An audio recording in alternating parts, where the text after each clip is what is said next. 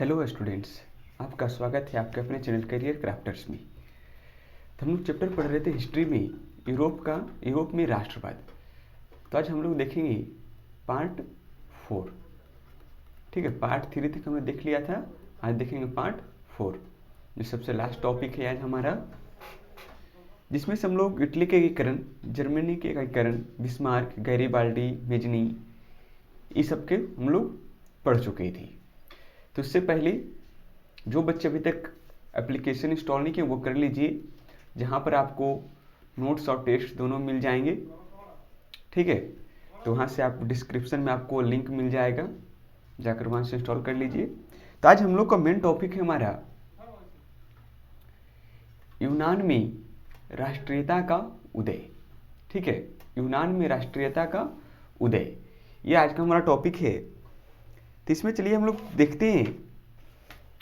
कहता है यूनान, है ना, यूनान का एक अपना गौरवमय अतीत रहा है। कहता है कि यूनान का अपना एक गौरवमय इतिहास रहा है ना, जिसके कारण उसे पाश्चात्य का मुख्य स्रोत माना जाता है। कहता है कि देखिए, यूनानी सभ्यता की साहित्यिक प्रगति, विचार, दर्शन, कला, चिकित्सा, विज्ञान आदि क्षेत्र की उपलब्धि यूनानियों के लिए प्रेरणा स्रोत थे। कहता है कि सबसे पहले उपलब्धि किसे मिली थी, तो यूनानी सभ्यता की, है ना। यूनानी लोग थे, वो चिकित्सा, विज्ञान, दर्शन, कला, विचार आदि को उन लोगों ने पहले उन लोग को मिल चुका था। ठीक है, तो ये लिखा है, यूनानी सभ्यता की साहित्य प्रगति, विचार, दर्शन, कला, चिकित्सा, विज्ञान आदि के क्षेत्र में उपलब्धियां यूनानियों के लिए प्रेरणा स्रोत थी। कहता है फ्रांसीसी क्रांति से यूनानियों में राष्ट्रीयता की भावना की लहर जागी। कहता है कि फ्रांसीसी क्रांति हुआ था ना, उसके बाद वहां राष्ट्रीयता की भावना की लहर जागी। ठीक है, क्यों जागी? क्यों? वहां धर्म, जाति और संस्कृति के आधार पर इनकी पहचान क्या थी? एक थी। सभी लोग मिलकर एक आपस में ही रहती थी, इनमें कोई विभिन्नता नहीं थी। ठीक है, सभी धर्म, जाति, समुदाय की एक पहचान थी वहां। आगे देखते हैं। कहता है लेकिन तुर्की शासन से स्वयं को अलग करने के लिए आंदोलन चलाए जाने लगे। कहता है कि वहां जब फ्रांसीसी क्रांति से राष्ट्रीयता की भावना जागृत हुआ ना, तो वहां के लोग तुर्की के शासन से अपने को अलग करने के लिए आंदोलन चलाने लगे। ठीक है, इसके लिए हितेरिया फिलाइक, कौन है? हितेरिया फिलाइक नामक संस्था की स्थापना, है ना, एक संस्था बनाया हितेरिया फिलाइक की स्थापना कहाँ हुआ? ओडिसी नामक स्थान पर। कहता है आंदोलन चलाया जाने लगा, तो इसके लिए हितेरिया फिलाइक नामक संस्था का स्थापना हुआ कहाँ था? तो ओडिसी नामक स्थान पर। इसका मुख्य उद्देश्य था तुर्की शासन को यूनान से निष्कासित कर उसे स्वतंत्र राष्ट्र बनाना था। जो कहता है कि यहाँ पर जो तुर्की का जो यूनान था ना, ये यहाँ पर किसका शासन था? तुर्की का। कंप्लीट है। तो जो संस्था बना उसका उद्देश्य ही था कि तुर्की के शासन को यूनान से निष्कासित करके एक स्वतंत्र राष्ट्र बना देना। कंप्लीट है। चलिए, मेन यहीं पे था। इसके बाद देखिए, कहता है 1800, ठीक है, 1827 में, है ना, 1827 में कहता है लंदन में एक सम्मेलन हुआ था। कहाँ? लंदन में एक सम्मेलन हुआ था, जिसमें कौन कौन से देश थे? एक थे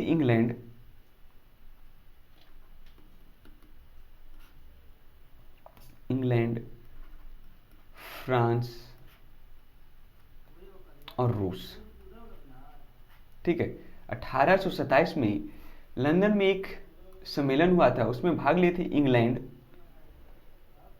ठीक है, इंग्लैंड, फ्रांस और रूस के तीनों ने मिलकर, ठीक है, ये तीनों ने मिलकर यूनान के साथ, किसके साथ?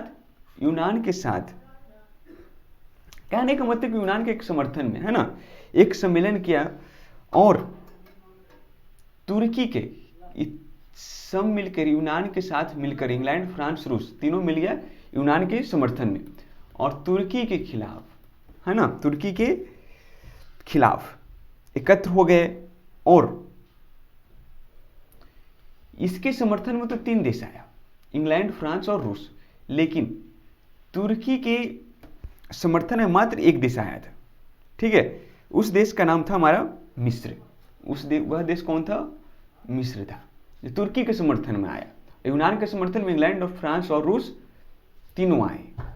कब आया? तो 1827 में, है ना, लंदन के एक सम्मेलन में।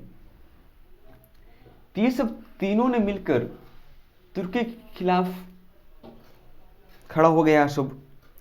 उसके बाद क्या हुआ ना कि तुर्की की सेना, जब तीनों मिलकर खड़ा हो गए, तुर्की के साथ में सिर्फ मिस्र था, तो तुर्की को उसमें हार हो गई। ठीक है, तुर्की की सेना को मतलब बुरी तरह से एकदम हार गई थी। ठीक है, और उसी समय 1829 में एड्रियानापोल की संधि हुई। एड्रियानोपल की संधि हुई। कब हुआ था? 1829 में। कंप्लीट है। एड्रियानोपोल की संधि कब हुई थी? तो 1829 में हुआ था। ठीक है, उसके बाद ही कहता, उसके बाद 1832 में यूनान को एक स्वतंत्र राष्ट्र घोषित कर दिया गया। ठीक है, जब तुर्की की हार हो गई, पराजय हो गया उसका, तो 1832 में एक यूनान है जो स्वतंत्र राष्ट्र बन गया था। कंप्लीट है। कहते स्वतंत्र राष्ट्र बना ना, तो वहां का एक राजा घोषित किया गया। ठीक है, जिसका क्या नाम था? ओटो। ठीक है, वहां का एक राजा घोषित किया गया, उसका क्या नाम था? ओटो। वहां का एक राजा घोषित हुआ, है ना, वो बवेरिया शासक कहाँ थे? ओटो जो थे ना, बवेरिया के शासक थे। कंप्लीट है, उन्हीं को यूनान का एक राजा घोषित कर दिया गया था। कंप्लीट है। तो इसमें से मेन पॉइंट हम लोग याद रखना है क्या है? 1829 में एड्रियानापोल की संधि हुई, है ना, और 1832 में यूनान एक स्वतंत्र राष्ट्र बन गया। वहां का शासक कौन बने? तो ओटो। कंप्लीट है, जो बवेरिया के शासक थे। कंप्लीट है। चलिए, इस टॉपिक में ही था इतना, आगे देखते। आगे है हमारा हंगरी, है ना। हंगरी में राष्ट्रवाद की भावना का प्रसार देखते। चलिए, इसमें हमारा है हंगरी। तो हंगरी की राजधानी पहले जान लेते कहाँ है? तो बुडापेस्ट। ठीक है, हंगरी की राजधानी बुडापेस्ट। ये क्वेश्चन पूछता है, ठीक है, याद रखिएगा इसको। तो कहता है हंगरी में, कहते राष्ट्रवादी भावना के प्रसार का रूप हंगरी में भी नजर आता है। ठीक है, राष्ट्रवादी भावना का प्रसार का रूप हंगरी में भी नजर आता है। कहता है हंगरी पर ऑस्ट्रिया का प्रभुत्व था। कहता है कि जो वहां अधिकार था ना, तो किसका था? ऑस्ट्रिया का, हंगरी पे भी। तो कहता है 1848 की क्रांति के प्रभाव से यहां भी राष्ट्रीय आंदोलन की शुरुआत हुई। कहता है जब 1848 की क्रांति हुई तो हंगरी में भी राष्ट्रीय आंदोलन की वहां शुरुआत हो गया था। कहता है जहां आंदोलन का नेतृत्व, कहता है हंगरी में आंदोलन का नेतृत्व कोसूथ तथा फ्रांसीसी डिक नामक क्रांतिकारी के द्वारा किया जा रहा था। कहता है कि जो वहां राष्ट्रीय आंदोलन की शुरुआत हुआ था उसका नेतृत्व कौन कर रहे थे? तो कोसूथ और फ्रांसीसी डिक। कंप्लीट है। कहता है उसी में कोसूथ लोकतांत्रिक विचारों का समर्थक था। जो कहता है कोसूथ थे वो क्या थे? कैसे विचार के थे?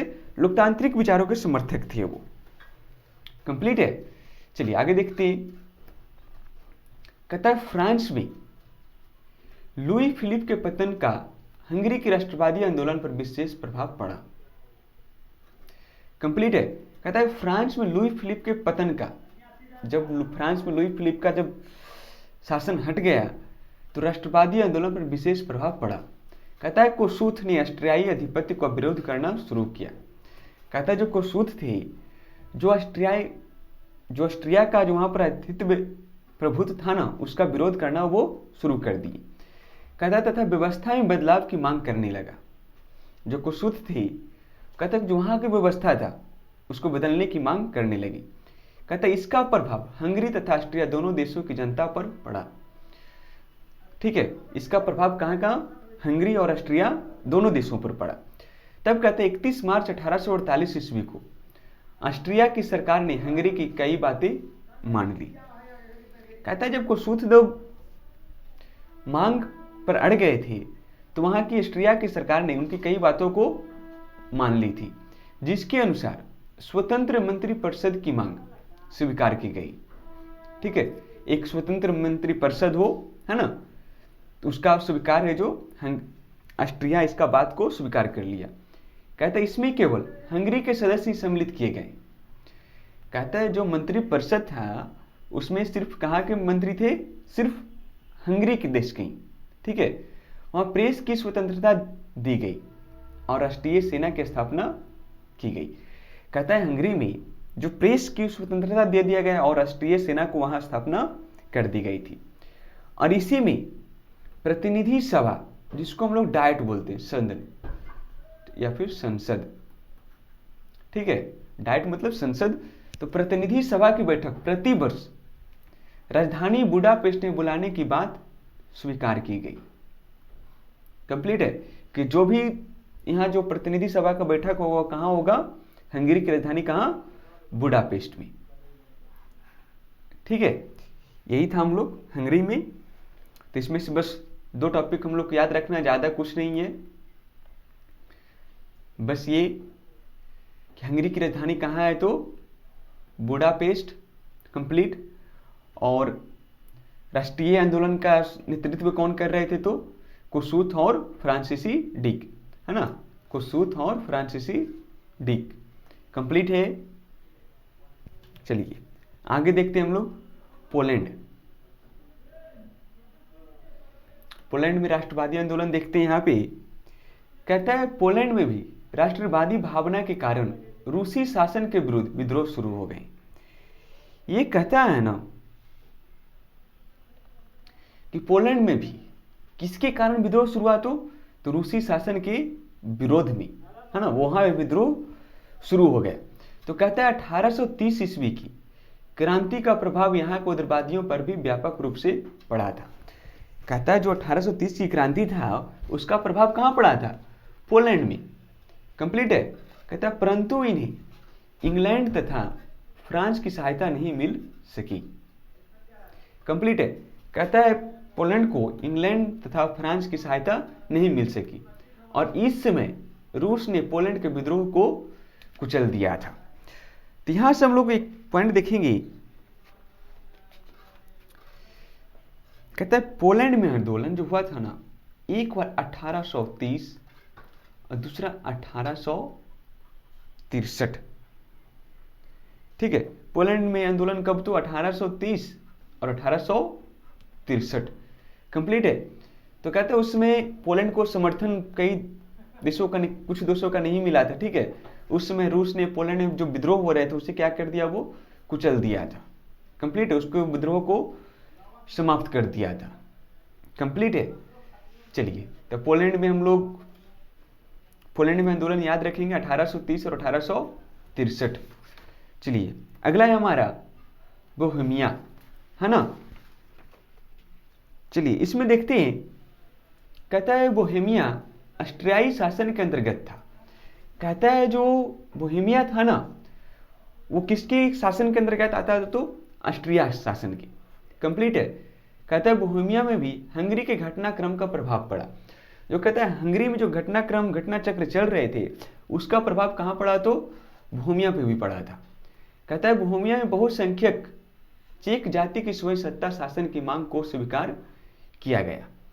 कहता है कि वहाँ की बहुसंख्यक कौन थे, तो चेक जाति की, है ना। और चेक जाति की शासन जो मांग रखे थे उन्हीं लोगों की बातों की मांग को स्वीकार किया गया था। ठीक है, कहता है परंतु आंदोलन हिंसात्मक रूप धारण कर लिया। कहता है जो वहाँ है, जो आंदोलन हो रहा था वो शांतिपूर्ण नहीं हो रहा था, वो हिंसात्मक, वो वहाँ के लोग हिंसा पर उतर गए थे, जिसके कारण ऑस्ट्रिया द्वारा क्रांतिकारियों का शक्ति से दमन कर दिया गया। कहते हैं जो वहाँ जब हिंसा शुरू हो गया था तो कहता है ऑस्ट्रिया के द्वारा, है ना, क्रांतिकारियों को शक्ति से दमन कर दिया गया। जितने भी वहाँ क्रांतिकारी थे उनको बहुत ही सख्ती रूप से उन लोग को, कहने का मतलब, बंद कर दिया गया, उनके विद्रोह को। कंप्लीट है। तो कहते हैं इस प्रकार बोहेमिया में होने वाले क्रांतिकारी आंदोलन की उपलब्धियां स्थायी न रह सकी। कहता है कि जो वहाँ आंदोलन हो रहा था हिंसात्मक रूप से हो रहा था, वहाँ जो आंदोलन था ऑस्ट्रिया ने उसको कुचल दिया था। कंप्लीट है। तो हम लोग को यही इतना इसमें पढ़ना था। कंप्लीट है। तो इसमें आप लोग को कोई दिक्कत नहीं होना चाहिए था। अगर किसी प्रकार का दिक्कत होता है तो आप हमें कमेंट करके जरूर बताएं, और किसी प्रकार की सहायता के लिए आप हमें कमेंट कर दें, और हमें इस नंबर पर व्हाट्सएप कर सकते हैं 9297760641। ठीक है, इस पर आप व्हाट्सएप कर सकते हैं किसी भी समस्या के लिए। और अगर आप लोग इस चीज़ का नोट्स चाहते हैं तो आप हमारे इस ऐप को इंस्टॉल कर लीजिए, जिसका डिस्क्रिप्शन में आपको लिंक मिल जाएगा। कंप्लीट है। वहाँ चैप्टर वाइज नोट्स भी है, चैप्टर वाइज ऑब्जेक्टिव टेस्ट भी वहाँ पर आपको मिल जाएगा। चलिए नेक्स्ट हम लोग देखेंगे, ये तो आज के लिए कंप्लीट, ये चैप्टर क्लोज है ना, द एंड हो चुका है। बाकी देखेंगे हम लोग नेक्स्ट चैप्टर। उससे पहले इस चैप्टर का हम लोग ऑब्जेक्टिव क्वेश्चन को देख लेंगे। कंप्लीट है। तो चलिए ज़्यादा से ज़्यादा अपने दोस्तों में इस वीडियो को शेयर करिए, ठीक है ना, और वीडियो को लाइक भी करिए। आप लोग ज़्यादा से ज़्यादा अपने दोस्तों में फैलाइए, उन लोग तक भी पहुंच सके। तो आज के लिए इतना ही, बाकी मिलेंगे नेक्स्ट क्लास में।